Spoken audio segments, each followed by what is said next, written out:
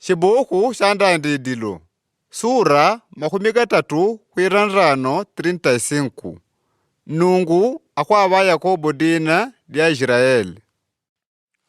Nungu vatite kwa Yakobo. Nkwelele ku Beteli ninkatamidishishe kwele. Ninkataye mimbadi jan nungu. Vavankoboshele pamwatilaga mwene wenu Aizau. Nomba Yakobo vatite kwa wakumangu wao ni ore vavadinao. Jileshe milungu ja kuika jajidini mwanya. Diru ejerie ninchenje ya kuwala. Nyikangani kwende tukulele ku Beteli kwa shingataye mimbadi jan nungu. Vavambi kene diriku deiraro yangu. Niwa kuwaga ni unekore kwa ngwendaga. Pela Yakobo vavele milungu joro ja kuika javako ete. Ni indolo riawala gamma wiwi. Yakobo varidile bakuvandikana nishala shekulungwa. Bakuvandishila ninrinda wakusikeni. Pakiorle vanyao yakukuya ya nungu yagwidile mirinda ya jarungu dile. Ni ingadi vaganiririe yakwakuya vandishe va Yakobo. Yakobo ni wora vadijinao vashe kunrinda wa Luz. Kwa kudi ku Beteli.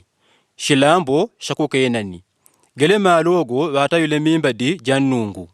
Ni wajibele dina janungu joku Beteli. Digongo vele nungu vakoboshele vavatilaga mwene wao.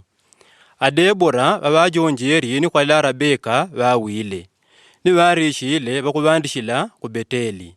Pakuvandikana nishitala shekulungwa. Ni digongo kwa ilanjigwe kuwaloni bakuti.